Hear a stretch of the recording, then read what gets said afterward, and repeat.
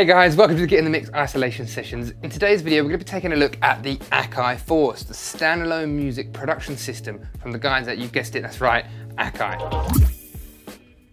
This production system does not require a computer.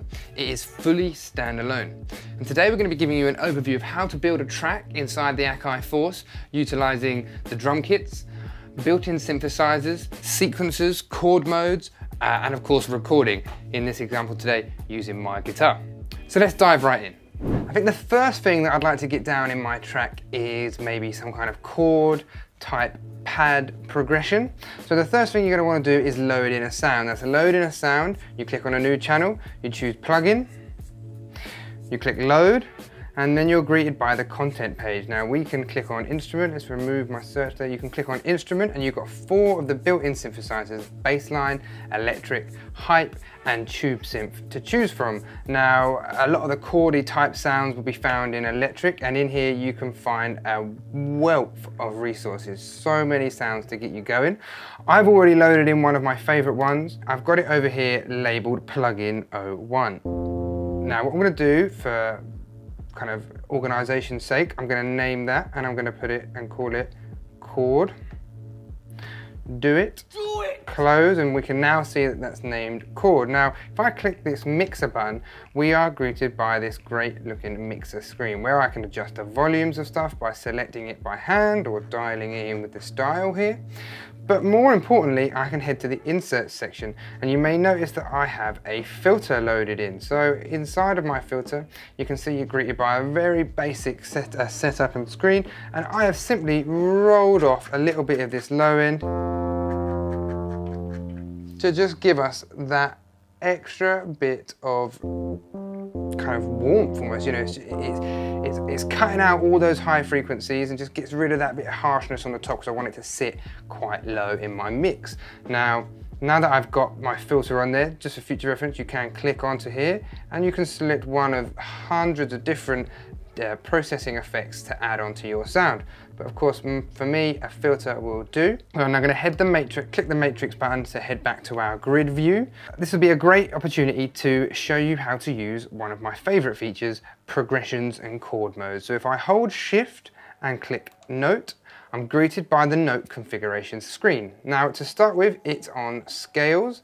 I simply want to select that and head down to progressions. This is defaulted in for me on dance progression 5. So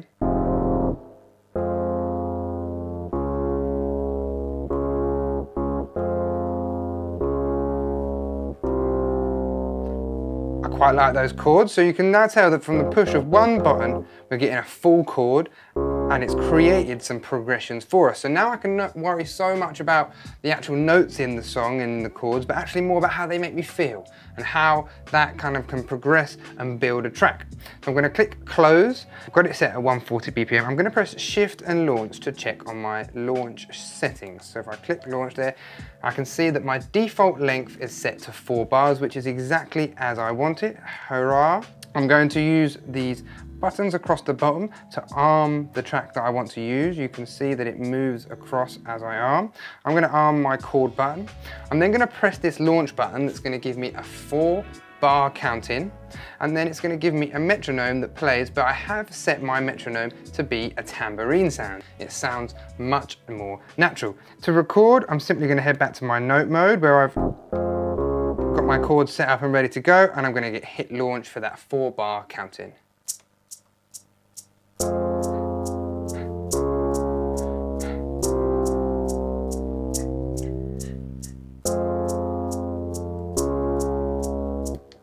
Brilliant, I've recorded that in. I'm just going to do a quick bit of quantization. If we click on the clip, I've hit those pretty much all on bang on, but just in case if there was any of these that was slightly out of view, I can hold shift, click quantize, and that quantizes all my events, so it snaps them to the grid and puts them perfectly in line. Now I'm going to press the matrix button to head back to my view, and I'm now thinking I probably want to put some drums over the top of that, so I'm going to arm my drum track. Again, much the same for loading a drum track. I would click a new channel, load, but this time select kits, and as I go through, I get a preview of that kit, I, for instance, have gone for a trap kit because I love the trap. Some really great kits along here. Again, I've already loaded mine in, so I'm going to head back to Matrix where you'll find my kit. And when I click on Note View, I'm greeted by a 4x4 grid of my drums and even a couple of sounds there, which as a starting point really gives you a lot to work with in terms of what you can do. You know, you can go straight into performing. Let's go.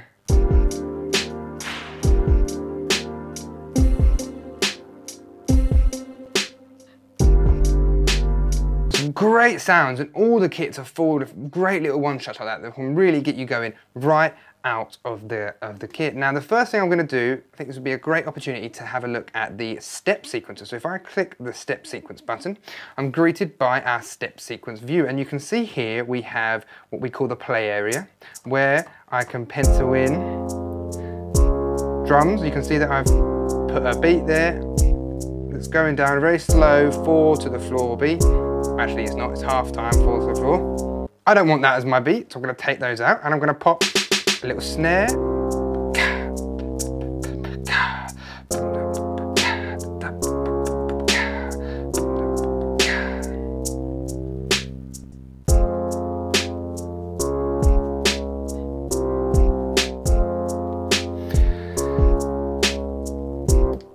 Right, I'm quite happy with those kicks and snares. They're layered up nicely.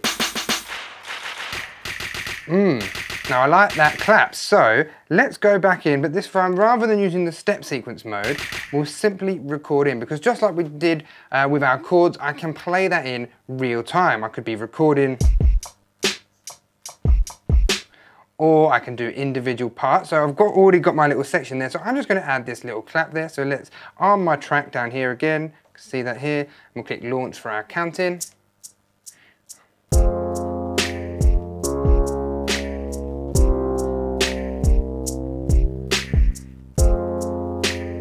Nice, we've got that little snap there. Now I need a couple more things, need some hi-hats. So let's use this opportunity to introduce the ARP feature. So you might see down here that we have a little button labeled ARP. Now if I press ARP and hold a note, it acts like a note repeat. Now if I was to press Shift and ARP, I'm greeted with our note repeat settings. Now in this example, I have an 8th note repeat.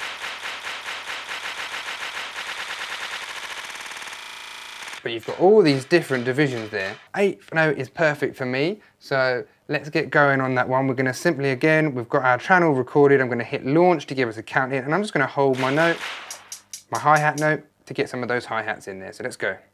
2, 3, 4.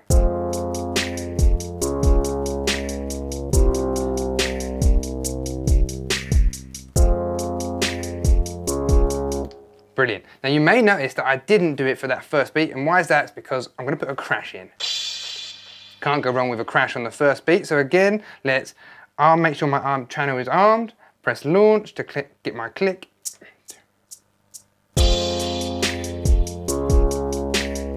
And there we have it. So I'm going to shift and quantize to make sure that's all snapped to the beat. And now if I press play,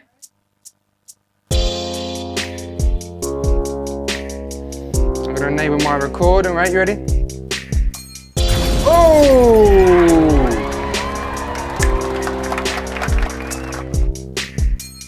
Decent. We love a little percussion sound like that. What is that? The cash register? Great sound. So now we've got a beat, we've got some chords. Let's move on to our melody. Now again, I've loaded in a sound that I already like. In this example, it is a bell. So the first thing I need to do is to come out of the chord mode that I've got set up from my chord sequence. So I hold Shift, click Note. You can see that I'm still on progressions. I'm going to go back down to scales, where I've got a natural minor scale in the root key of F loaded in. Now the great thing about this with the scale mode is that you kind of know to some extent that the notes here are going to sound okay with what you're doing. So again, you can focus on what different notes make you feel, then less about which physical, which one do I need to, so let's press play.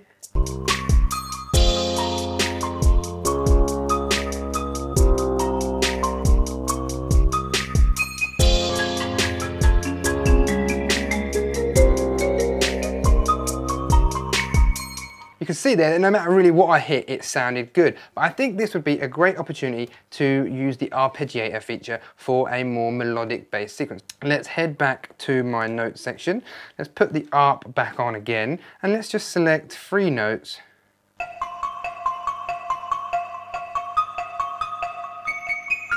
And let's give it a little play, see which one sounds better.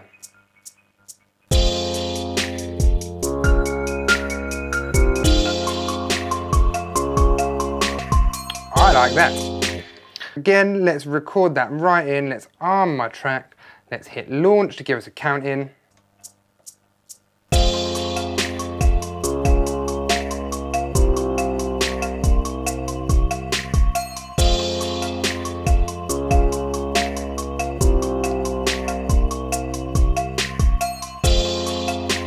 So next things next, I think we should record a bass line. And once again, it would be hitting load. And for your bass lines, you'd be looking inside of the Bassline synth. It does what it says on the tin, straight Ronseal. What I'd like to do, click into Bassline and search for sub, do it. Do it! Like that, do it. And I really like this sub driven sign. It's got a bit of extra harmonics on the top end. We've got a nice bit of low end, but also some kind of extra harmonics in the mid-range that makes it come through the speakers a little bit lower. That's what's going to allow you guys watching on your phones to hear it. It's kind of got a bit more than just its sub frequencies. Now I'm going to head back to my matrix view. I actually already did load that sound in. So let's name these tracks once again so we don't get confused. This is the ARP and this is our bass. So let's give it a little play and just work out what our notes are.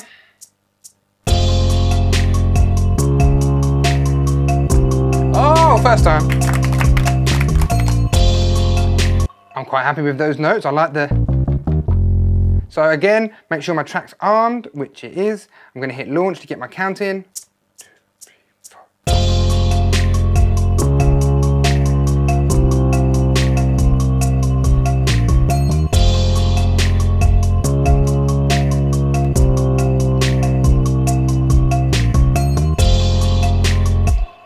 Quite happy with how that's sounding so far. So we've got the basic fundamentals of our track laid down.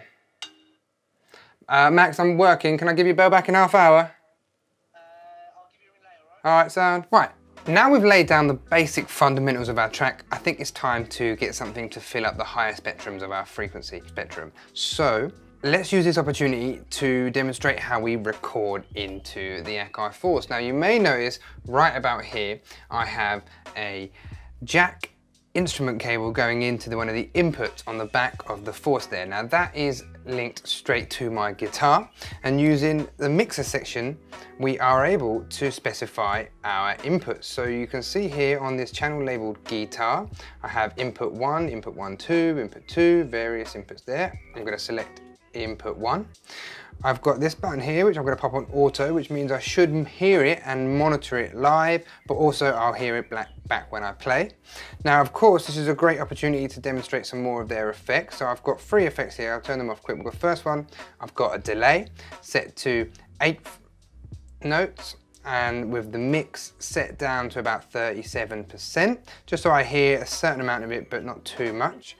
Then we've got a reverb, which I've just literally left on the initial preset, dialed down the mix a little bit, and away we go.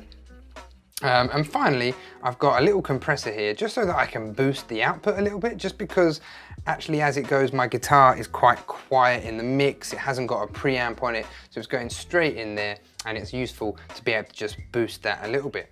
So now I've set all my processing up, we are ready to record in. Now we record with any, I mean this process can be done with whether it's guitar, whether it's a vocal, it's all the same. And we can of course record in much the same way that we record any of our channels, whether it's drums, synths or whatnot.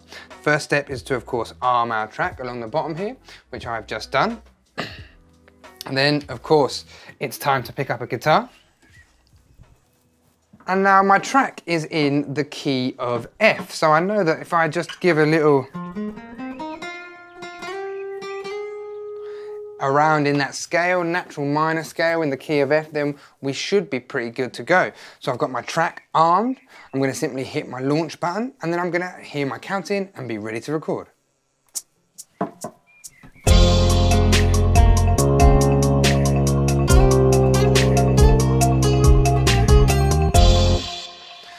Right, short and sweet. Let's have a quick listen back. So we'll head to our matrix, we'll take off record, unarm our track, and just launch our kit. Now as it goes, it's still a little bit quiet, so I'm going to head back to my compressor, head back to my output settings, and just give that another little boost. It's kind of against the rules, but there are no rules. Now let's hear it back once more.